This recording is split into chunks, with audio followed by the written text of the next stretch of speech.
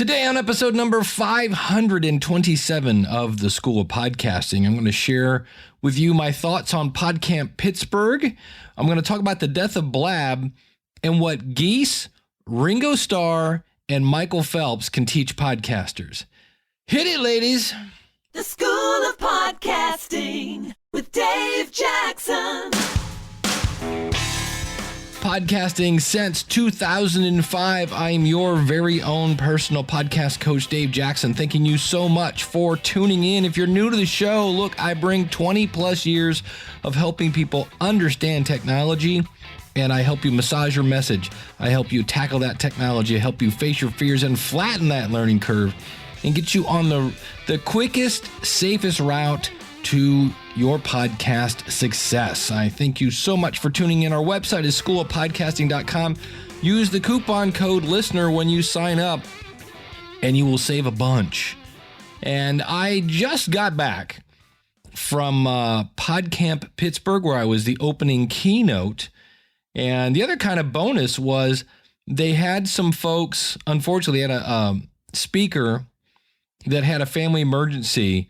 And so I actually did two presentations, one kind of last minute on how to grow your podcast and kind of pulling from things we've talked about here on the show.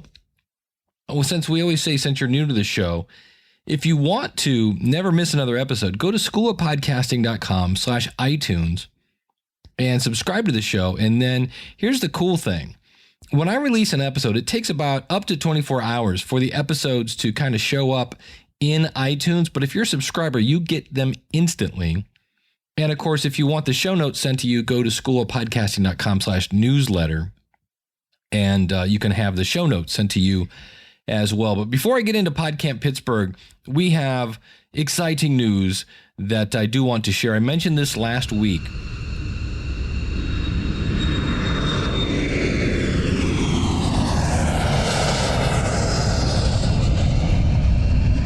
And that is, the messengers are coming. The messengers are coming. And you're like, what the heck's the messengers? The messengers is this awesome documentary about podcasting. And they're coming to little old Akron, Ohio to film yours truly, which is an honor in itself. Because I told them, I'm like, guys, I mean, I live in a nice apartment, but it's Akron, Ohio. I mean, home of LeBron James and Devo. But other than that, you know, I could show you a bunch of, burned out rubber mills and things like that, but it is going to be great. And what they're going to do is I moved my Northeast Ohio podcasters meetup to this Saturday. That is the 20th of August at 3:00. So from 3 to 4:30. Now we're going to do like probably 15 minutes on talking about audience surveys, because that's what we always have a topic for our meetups. And then we're going to kind of just give the floor to the boys to show us some footage. And I know they want to videotape some stuff, so I'll work with them to find out how much time they need. But they are literally blowing through the city. They're coming in. They're going to interview me here. I'm going to do Ask the Podcast Coach, like I always do every Saturday at askthepodcastcoach.com/live. And as soon as that is over, I'm running downstairs. They're going to interview me, and then we're running to the library, which is where this is at. And if you want to get more information, of course, everything you can see at schoolofpodcasting.com/527, or just for information on that meetup, go to NE for Northeast, NE Ohio podcasters.com. I do believe somebody said they're coming in from New Hampshire to attend the meetup because their co-host is from Dayton, Ohio, and they're driving down. So it should be fun. But if you haven't heard about the Messengers documentary, the website is themessengersdoc.com. Now, I've been doing a podcast about the making of the movie, which is, of course, about podcasting. And yes, I know it's meta about meta, but I want to share something that was written about the podcast here.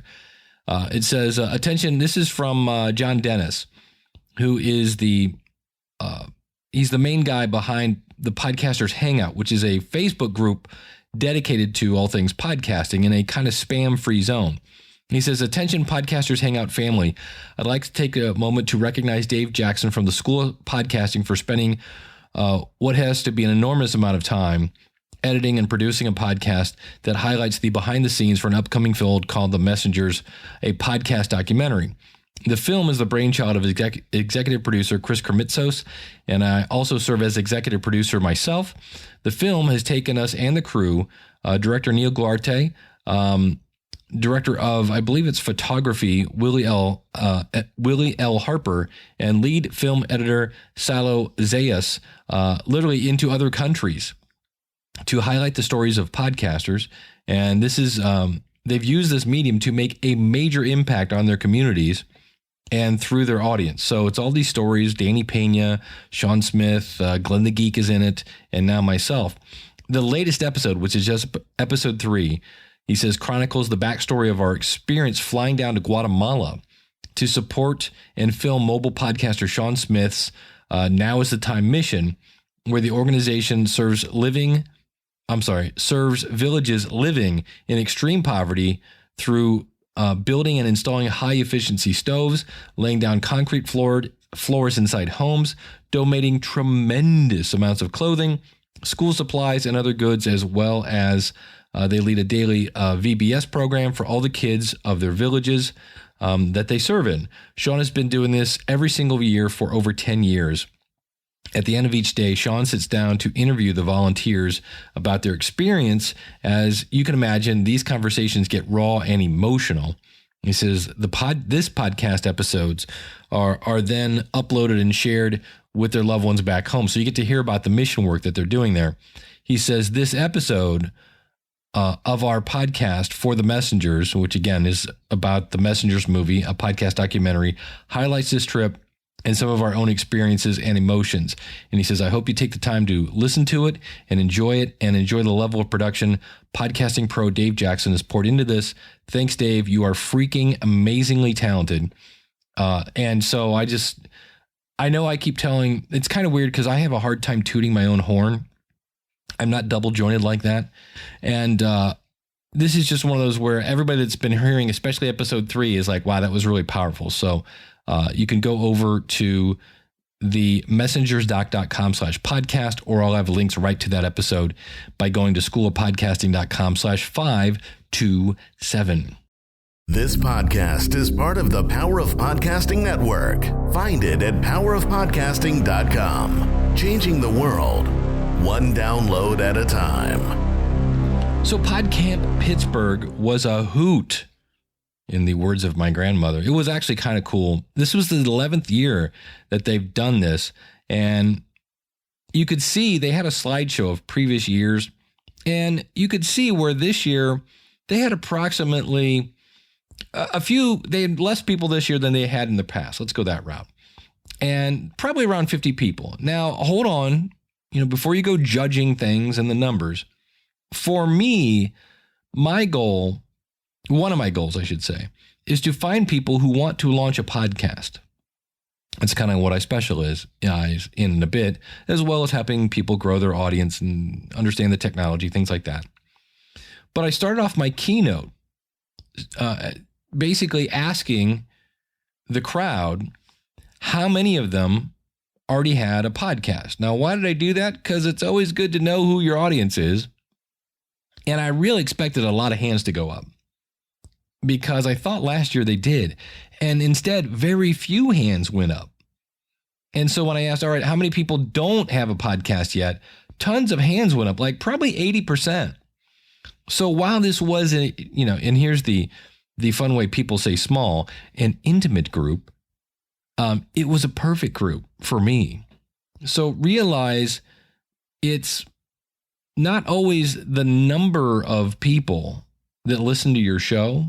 It's the quality of the people. And this kind of goes back to people looking at other podcasters who love to share their huge numbers. Look at me, I'm at, 47 million over, right? And you might look at that and go, man, I wish I had those kind of numbers. But what you don't know is how engaged that audience is. And I know there's no spam in podcasting. You can't force people to listen. But some people may not be that engaged with the host. Let me give you an example. I get very little interaction. I do a show called Weekly Web Tools. You can find that at weeklywebtools.com. And I just don't get a lot of interaction from that audience. Don't know why. They're very loyal. Anytime I've ever hinted that I might shut the show down, they're like, no, and they come out of the woodwork. And I like that show. and I love my listeners. But if I were to say, well, the fact is, though, I get much more audience interaction. I get more email. I get more comments on the website than the Weekly Web Tools website. It's not saying they're bad. It just, I get more stuff over here. And so at Podcamp Pittsburgh, I got to network with some folks on Saturday night. I got to meet some very cool people. And these were, as somebody who has a background in teaching, the one thing you want as a teacher is willing students. That's all you really want. I remember once I got hired. I was working for a place as a trainer, and I had to train the Massillon, Ohio police force on email, because this was back in the day when nobody knew what the heck email was. So it was like, I think it was GroupWise, or if we want to completely nerd out on this, it wasn't Outlook, it was GroupWise, for those of you that remember Novell stuff. And the fun thing was the class started at 8 o'clock. Why at 8 o'clock? Because that's when they got off work. Yeah, so I got to train a police staff who just worked 8 hours, and now they're going to come in and learn about email. So to say my students were not exactly willing students because they'd been up all night working, yeah. So for me, when I see willing, hungry students that are excited about the content, I am like ready to go. You have just wound me up. You have pulled my string, and I'm ready to go. Now, the other cool thing about Podcamp Pittsburgh is I got to hang out with some of my Libsyn peeps. There was an Elsie Escobar sighting. And if you know Elsie, number one, she's just awesome because she's just so Elsie. She's always so upbeat and happy and friendly. But that girl, she's like she's our community manager. And I can't wait to see the picture because at one point she had one phone for her She Podcast. You're listening to She Podcast, right? ShePodcast.com. She had a phone for that. And then she had another phone for Libsyn. And then she had both her earbuds in. And she was like Snapchatting in stereo. Did I just say chapping? Okay. She was Snapchatting in stereo. It was awesome. And then, of course, the one and only Crystal O'Connor, who is the mind and voice behind all the Libsyn tutorials. So it was great to hang out with those folks. And I basically had a good time at Podcamp Pittsburgh. But here's the thing. In talking with someone at Podcamp Pittsburgh, they asked me, like, how do I sound not so monotonous? Like, how do I not just keep repeating myself over and over and over? And they explain how they did a show where they basically asked the same questions to each guest. Now, I could be wrong, but my knee-jerk reaction was to think that this person might be trying to follow in the steps of John Lee Dumas. And like, well, who wouldn't? The guy makes millions of dollars a year with his podcast. But I've said this before, you're never going to out John Lee Dumas, the actual John Lee Dumas, because it kind of comes to him naturally. Now, I live in an apartment. It's kind of this cool complex, and we have a few lakes around the apartment, which is really cool. It's really beautiful. But because of the lakes and the nice surroundings, we have literally, and I tried to count them the other night, we have hundreds of geese. I mean, I see them all the time as I walk around my neighborhood trying to get some exercise in. But last week, I saw a goose where it looked like, now geese typically have like white necks and then a black head. And it looked like they kind of ran out of black paint when they were painting the goose's head, because typically they're kind of black with some white coming up the neck. And this goose looked like its head was white and they kind of just sprinkled some black on its head. It was very much like an inverse goose. Now, I don't know if these geese do this on purpose, but this goose is also somewhat separated from the rest of the geese by about 10 feet. It's like every time I see them, it's like, oh, there's the geese. And then you turn around and you're like, oh, and there's that one again. And so when I ran into them tonight, they were all kind of hanging out by the lake. And this other one was about 30 feet away walking down the sidewalk. And I kind of felt bad because he does look different. And he's all alone. And I'm like, oh, poor little geesey person. I want to go over and pet him. But if you get close to him, he does the old and that just scares the crap out of me. So if you ever do this with like your animals, like you put emotions into the animals when in theory they're probably just thinking, where is food? Because they're geese.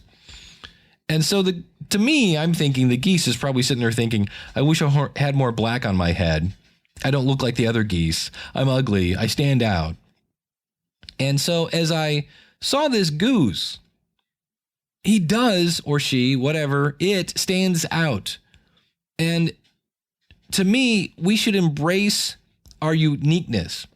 Now, there may be another goose in that flock that can fly better, honk louder, fly higher, maybe swim faster. And I would never know it because all those geese look identical.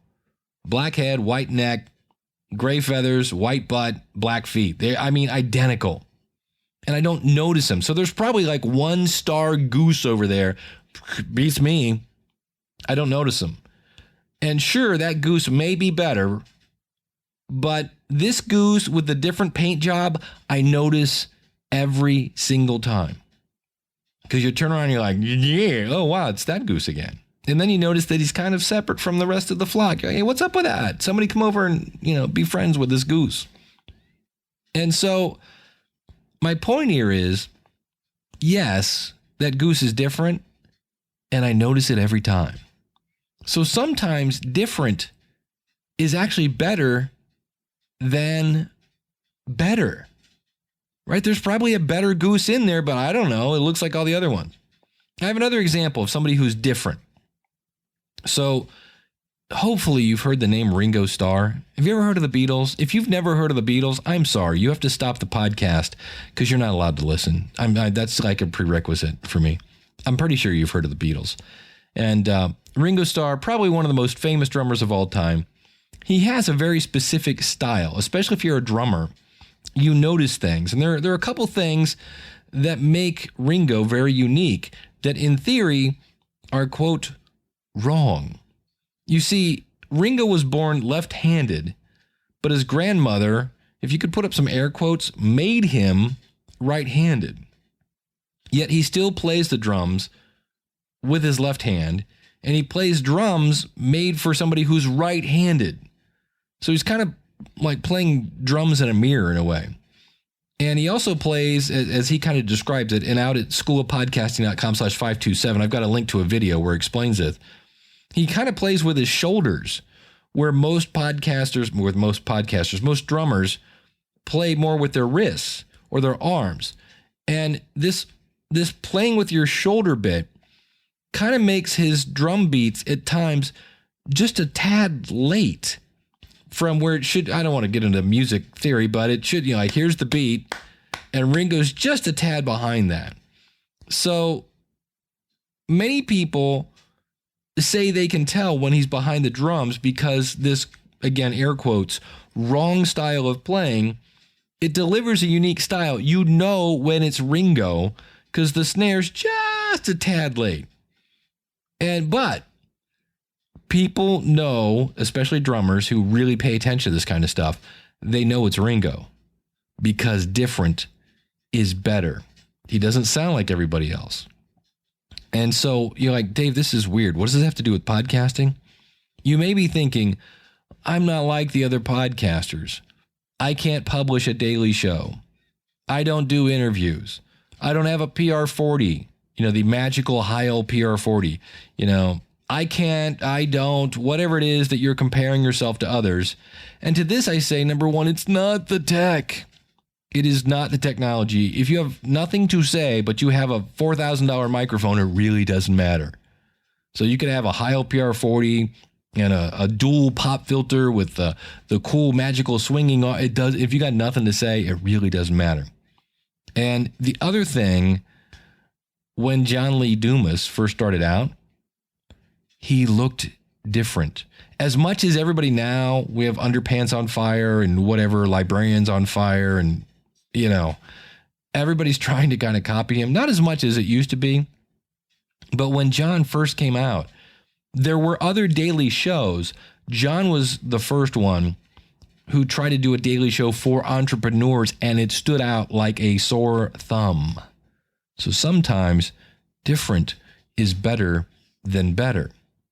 And so we like to compare ourselves to other podcasters, right? I mentioned the Podcasters Hangout. It's this awesome Facebook group. And some people will be over there and they'll come, they'll share their numbers and look at me, I'm up to 4.8 zillion downloads and yada, yada, yada. Well, I didn't watch much of the Rio Olympics, but what I saw was very inspirational. I mean, Michael Phelps is the best swimmer of all time. And the media was really building up for his final swim meets, and they were talking about who he'd be going up against. Did this person have a chance of beating Michael? And they would go over how, Michael was whatever he was, 30 something. And this guy was this young whippersnapper from, Khan or whatever country it was. And, these were Michael's competition, and, they're really trying to build it up like, is he going to win or not? I'm like, the guy's a fish. What are you talking about? Of course he's going to win. But they had to build up the story and the suspense, right? It's that whole hero's journey. Will he make it or not? And that's when I thought about swimming, because they kept talking about Michael Phelps competition. And I was like, wait, this is swimming. It's not like somebody was in his lane blocking him. Like as he went by, his competition would grab his arms or his legs and try to dunk him under or whatever. The only person Michael Phelps had to beat was Michael Phelps. It's kind of like golf. Your only competition is your last game. And podcasting is very much the same way. You're only as good as your last episode for the most part.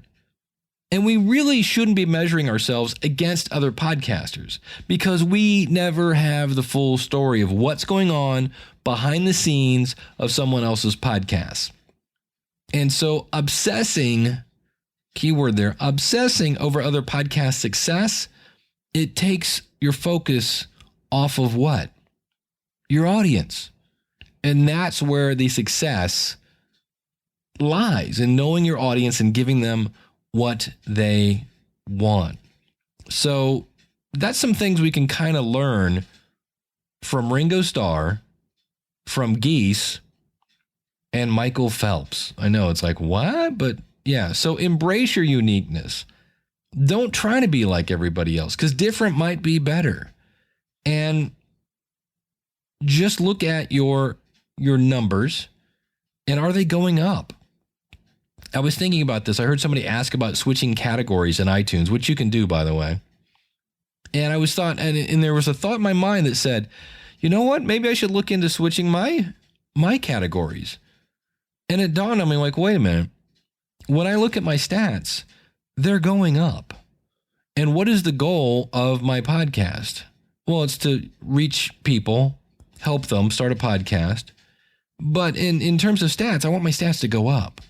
The downloads per episode to go up. And they are. Why would I want to mess with that? They're going in the right direction.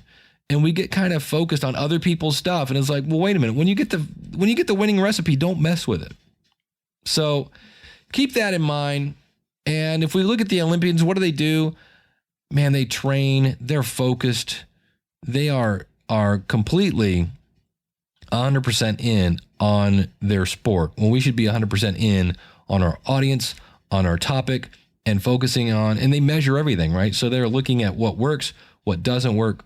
But in the end, for them, it's about what? Muscle, endurance, things of that nature. They focus on those things, making sure you're getting the right fuel. And I don't think they worried too much about the color of their swimming cap. I don't think they worried about those little things. They focus on the things that make a difference, like muscle and endurance and their physical and their food. But we get worried. We get distracted by all the shiny things. So again, just some things we can learn from Geese, Ringo Star, and Olympic gold medalists.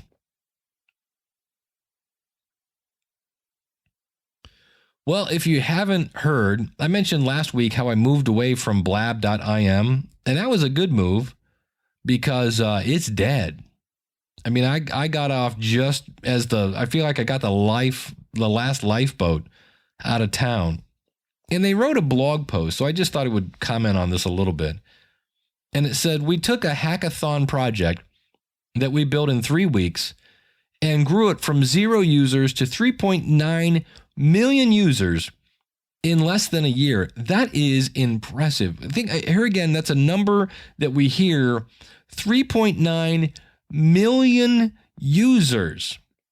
That is a whole lot of people. So the average daily user spent over 65 minutes per day on blab.im. The problem, according to their farewell letter, said of the 3.9 million users, only about 10%, roughly 400,000, came back on a regular basis. Now, here's the thing. They need to define regular. And for me, the stupid part of the statement, because their idea was they wanted people there every day, is they gave, when you recorded something on Blab, they gave you a download link to the audio and video so that you could then take the video and put it on YouTube, and you could take the audio and throw it on Libsyn or whoever your media host was. And why would people go back to Blab? Because now I can put the audio on my website. I can put the video on my website. Why would I send people to Blab? And speaking of Libsyn, of course, you can get a free month at Libsyn, spelled LIBSYN.com, using the coupon code SOPFREE. Now, they also said because the off-the-cuff, unpredictable nature of live streams makes for terrible replays. Now, I'm going to interpret that terrible replays equals terrible content. I don't know that it matters that it was, the unpredictable nature. To this, I just asked the question, really? Really? You mean untrained average people are not the masters of improv entertainment? You mean, and this is where I go, if you think about it, there are conversations and then there are deep conversations. I'll give you a classic example. If I go to the post office and somebody might say, man, this weather, so humid. And I'll go, man, is it ever going to let up? Well, we would die for some rain, huh? And they'll go, yeah. Now, that is a conversation you can have with anybody at any time about the weather. But I don't go home and tell my family, wait till I tell you what I heard at the post office. This guy thinks it's too humid. And they go, really? Because it's just surface stuff. Now, at Podcast Movement, Saturday night, I was talking with some folks, and it all turned out that many of us had gone through infertility treatments. I did with my first wife, and we were all kind of bonding over the mental roller coaster that it is of going through fertility treatments. That was a deep discussion that I kind of felt connected to those people afterwards, because it's like we all knew what it was like to be in that boat, and not everybody's going to be in that boat. It's not a fun boat to be in, and we had all kind of like, well, we weathered the storm and we're still here. That was a conversation that you're not going to have at the post office that I can have with anybody. You can't have that with everybody. And when you have a deeper niche conversation, you feel connected to that person. I know I did. And so that's the whole thing there. This whole thing of just, we just want people to hang out and talk. Well, okay. But it's kind of weird. They said, but the majority of usage came from everyday people, in quotes here, just hanging out. They weren't making content. They were making friends. Okay. Now it says the best content creators, meaning, shall we just say podcasters, who had a plan of what they were going to say, probably had a purpose of what they were going to say. They used it once a week, like I did every Saturday for Ask the Podcast Coach, for about 2 hours. The people who were, again, hanging out with friends used it 5 to 6 hours per day, every day. Well, that's what they wanted. They wanted a tool for people to use every single day for many, many hours. And they said, my team is here for one reason, to build a product that millions of people will use every day. And they have one line that I have respect for. It says, for us, we would rather fail trying to achieve our mission than succeed at someone else's mission. And that's their prerogative. Just ask Bobby Brown. And so I get that. Their goal was to make a Facebook, an Instagram, a Snapchat, a holy cow social kind of platform that everybody was using every day. Millions of people, life-changing Facebook kind of, oh my gosh, social media website. Well, those just don't happen. I don't know how you plan that. I don't know if there's a way to make that happen, but they didn't achieve that status. And for me, this is the classic example. I see podcasters that go, I'm going to shut the show down. And I'm like, really? Where are you at? Well, I'm on episode number 38. Oh, really? What kind of downloads you getting? Well, I don't know. I'm getting, 800 people downloading after whatever, 8 weeks. That'd be great. But I didn't make it to new and noteworthy. And yes, I just threw up on my mouth just a little bit. I didn't do that. I didn't get ranked high. But I'm like, wait, you're reaching 800 people? Holy cow. I mean, that's like 40 classrooms. So in this case, they were shooting for this life-changing Facebook. They missed the mark and they ended up on something that was pretty good. There was a time there when Blab was really pretty cool.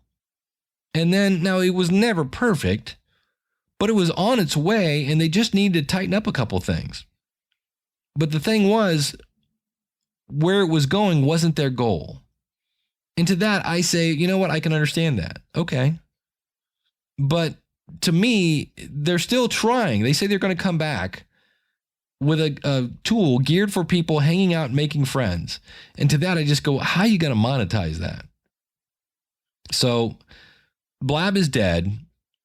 I've moved now, like I said last week, over to firetalk.com, which on one hand is not the greatest idea because it's free as well. They do have a business plan where you can do kind of like paid for webinars, but I'm not using that. So it's one of those things where I think as more people start to discover that you can use FireTalk as a Blab replacement and just use the free stuff, they're going to be in the same problem. A lot of bandwidth with no money coming in. And that's where, if they're smart, they'll say, okay, you can do a FireTalk for 40 minutes or 30 minutes for free. If you want to go have a meeting longer than 30 minutes, it's $10 a month or whatever it is. Because I think a bunch of people are going to discover FireTalk, and that'll be a problem. Now, I'm also going to be looking into Huzzah, which is HUZZA.io, because I like to play with toys and things like that. But Blab is dead. Long live Blab. And it'll be a fun little story to see where that whole thing ends up. I think they say they're coming back. I'm like, no, they're not. If they are, I don't know. Maybe they know more than I do. But right now, I'm just like, yeah. Are you the person in charge of your website? Then come check out the Weekly Web Tools podcast at weeklywebtools.com. Each week, we spotlight and review tools. We discuss strategies on web design and promotion. We talk a little SEO, all with the intent of enhancing your website. The Weekly Web Tools podcast. It's the podcast for the do-it-yourself webmaster. Check it out at weeklywebtools.com. As we start to wind things down, a little shorter show this week, I want to talk about last week's episode. And it's kind of funny, but if you change anything about your podcast, it doesn't matter how many episodes. So last week was episode number 526. And what I did, here's my old workflow. Was during the week, I kind of scour the internet, I use my life experience, and I try to come up with something for you that will, again, help you massage your message. It will help you tackle the technology, face your fears, and help you launch a podcast, flatten that learning curve, right? And I have always recorded the show, edited the show, mixed it down to an MP3, and as I listened to the show back at 2x, I would type up the show notes. That's the way I've always done it. And I found that if I type up the show notes first, Now, last week was the monologue about the 3 things that you need to have a successful podcast, and they're not microphones, they're not bandwidth, and they're not downloads. And I really wanted to think that through. So I actually wrote that out. I didn't read it to you last week. I had bullet points, but I'd gone through the whole thought process. And so consequently, I didn't need to listen to the episode to make the show notes. The show notes were done. And so what happened? I didn't listen to the episode before I uploaded. Warning, warning, warning. And I did this as well on Weekly Web Tools. I was just trying something new. Well, in the process, on both podcasts, you ended up with this big, huge space at the end of the episode. Uh-oh. And then all of a sudden, about the time you think, well, what the heck is going on? The end music would come on. No! And so for about 40% of you, you got the mistake. And for that, I say, I'm sorry. I was making radio shows for fun. If everybody does it, at least everybody I know. Shut up! I was able to fix it. So just for the record, now, you can do this with pretty much any host. But for me, this podcast is hosted on Libsyn, libsyn.com. Use the coupon code SOPFREE to get a free month. I can't say Libsyn without saying that now. But you're able to go into content, previously published content, click on edit for that episode, and use the replace button. And I uploaded the file where I'd gone in and taken out that 18-minute space and uploaded it. So everybody after, the 40% had already got it. The 41% through 100% of the people that got it didn't get that mistake. So you can fix it. But my apologies to anyone who got that. And like I say, the lesson learned there is if you change anything about your podcast setup, be sure to go back and check it. So I'll give you an example. I went to Podcast Movement, took my portable recorder, even though I didn't record anything. And when I plugged my recorder back in, plugged it in, lights are blinking, everything's cool. But before I went ahead and recorded this full episode, I recorded something real quick and just listened back. Because, I don't know, Bernie might have twisted a bunch of knobs while I was gone. He had a big party. If you're new to the show, Bernie's my cat. We'll play a little Bernie later. He was very happy to see me when I got home. But it's never a bad idea. And I was actually thinking about this. I might do it. Even though I've done 527 episodes, I might make a checklist and say, okay, first things first, turn the phone off. Number 2, do this, make sure this and that, reboot your machine, things like that. And I might do that just because it makes you look like a hack when you do stuff like this. And I don't know that anybody was like, well, I'm unsubscribing because I had to sit there for 5 minutes before I realized. I don't know. That might have been the case.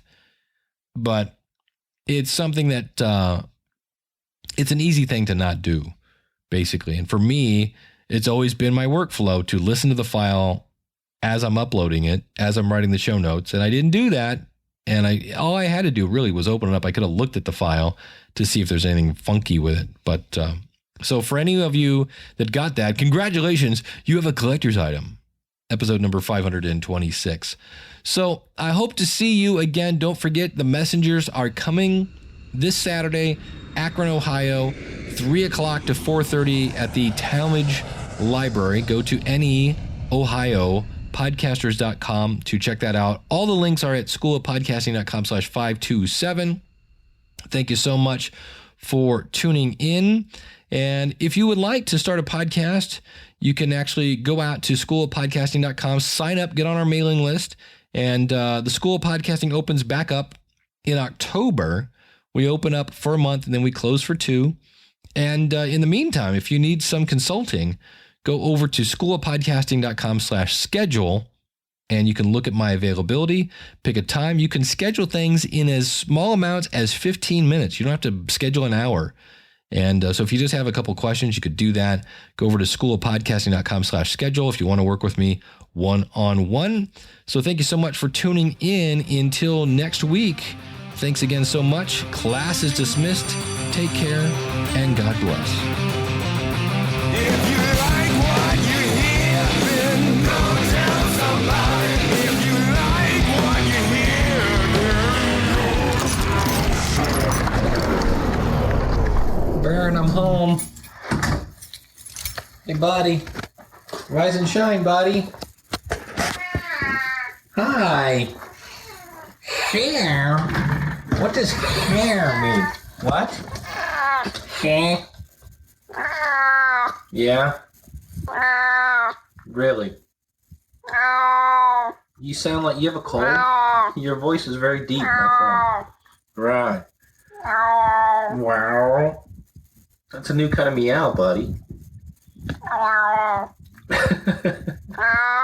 Yeah, so did you miss me? No? Did you have a big party while I was gone? No? Okay. Hi, buddy. What does mean? Really? You sound like you... Well, I guess you did just wake up. That's why your voice is low. Oh. Right. Right. Hi, buddy. Hi. Why won't you let me pet you? Are you mad at me because I left? Huh? Are you mad at me? Come here, buddy. Be my friend.